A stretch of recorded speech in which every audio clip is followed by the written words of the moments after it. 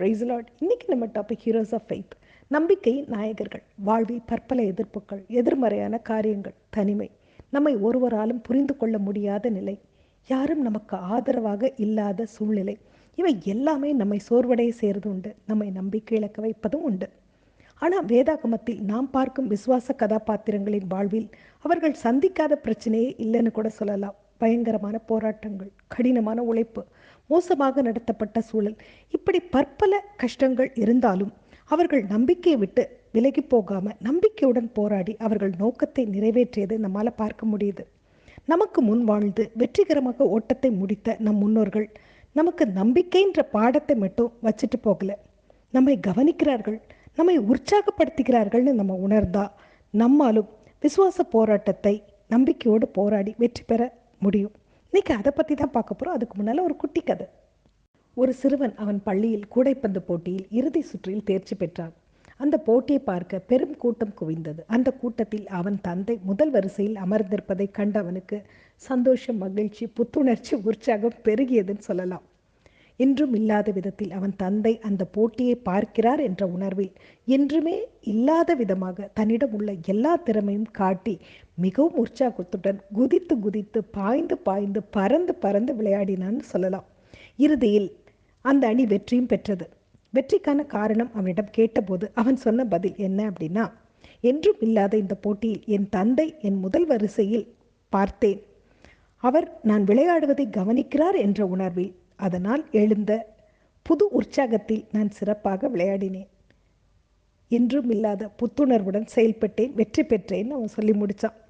இந்த சம்பவத்திலேருந்து நமக்கு என்ன தெரியுதுன்னா, நாமும் சோர்ந்து போகும் சமயத்தில் நம்மை கவனிப்பார் உண்டுன்னு நம்ம உணர்ந்தா நாமும் உற்சாகத்துடன் நம்ம ஓட்டத்தை விளையாடி வெற்றி பெற முடியும் அப்படின்றது புரியுது. அது மட்டும் இல்லை, அந்த பையன் மாதிரி நம்மிடம் இருப்பதை அவரிடம் காட்டலாம். நம் முன்னோர்கள், நம் பரமபிதா அதை பார்த்து சந்தோஷப்படுவார். திடமாக பெரிய பெரிய அடிகளை எடுத்து வைக்கணும் அப்படின்றதும் புரியுது இல்லையா? இப்போ பைபிள் என்ன சொல்லியிருக்காங்க அப்படின்றத பார்க்கலாம். எபிரேயர் 12:1 என்ன இருக்குன்னா, ஆகையால் மேகம் போன்ற இத்தனை திரளான சாட்சிகள் நம்மை சூழ்ந்து கொண்டிருக்க, பாரமான யாவற்றையும் நம்மை சுற்றி நெருக்கி நிற்கிற பாவத்தையும் தள்ளிவிட்டு விசுவாசத்தை துவக்குகிறவரும் முடிக்கிறவரும் ஆகிய இயேசுவை நோக்கி நமக்கு நியமித்திருக்கிற ஓட்டத்தில் பொறுமையோட ஓடக்கடவோம் அப்படின்னு இருக்கு. அது மட்டும் இல்லாமல் லூக்கா 21, 26, 27, 28 என்ன இருக்குன்னா, பூமியின் மேல் வரும் ஆபத்துக்களுக்கு பயந்து எதிர்பார்த்திருக்கிறதுனால் மனுஷனுடைய இருதயம் சோர்ந்து போகும். அப்போது மனுஷகுமாரன் மிகுந்த வல்லமையோடும் மகிமையோடும் மேகத்தின் மேல் வருகிறதை காண்பார்கள். இவைகள் சம்பவிக்க தொடங்கும் போது உங்கள் மீட்பு சமீபமாய் இருப்பதால் நீங்கள் நிமிர்ந்து பார்த்து உங்கள் தலைகளை உயர்த்துங்கள் என்றார் அப்படின்னு இருக்கு.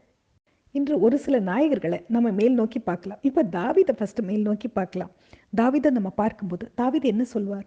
எனக்கு தகுதி இல்லைன்னு என் தந்தை நினைக்கலாம், என் கூட பிறந்தவங்க என்னை கேலி செய்யலாம், தடைகள் பெரிதாக இருக்கலாம், கோலியாத் அதை விட பெருசாக இருக்கலாம், ஆனால் கடவுள் அதை விட பெரியவர்.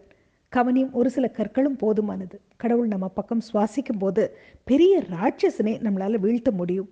சோர்வடைய வேண்டாம்னு நம்மளை உற்சாகப்படுத்துவார். அப்படித்தானே?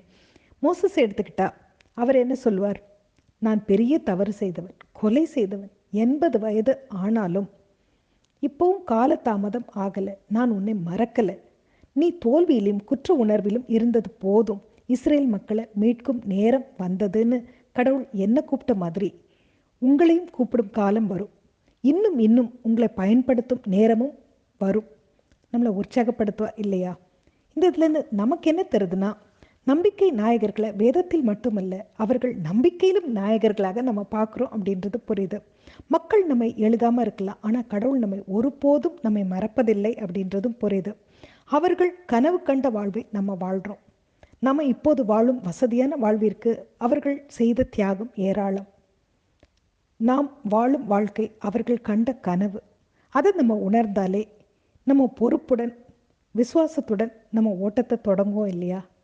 அப்போ என்ன செய்யணும்? மோசஸ் மாதிரி, தாவீது மாதிரி விசுவாசத்தில் உறுதியுடன் இருக்கணும். அவரையே நம்பிக்கொண்டே இருக்கணும். சரியானதே செய்யணும். எல்லாவற்றையும் அவர் பாதத்தில் ஒப்பு கொடுக்கணும். இனி அவரோட கூட வாழ்வேன்னு உறுதி எடுக்கணும். அவருடைய சத்தத்தை கேட்கணும். அவர் சித்தப்படி செய்யணும். அவருடைய நாமத்தை மகிமைப்படுத்தணும். அவரோட கூட பயணிக்கணும். அப்படி நம்ம இருந்தால் நாம் நம்பிக்கை நாயகர்களாக, நாயகியாக உற்சாகம் அடைவது மட்டும் இல்லாமல் நம்ம நம்பிக்கை நாயகியாக மாறவும் செய்வோம். நம் உயர்ந்த கனவை அடையவும் செய்வோம். புதிய உற்சாகமான சந்ததியை உருவாக்கவும் செய்வோம். அடையாளத்தை விட்டு செல்வோமா? நம் திறமையை பிரகாசிக்க செய்வோமா? சாத்தியமற்றதுன்னு தோன்றுபவரை செய்து முடிப்போமா?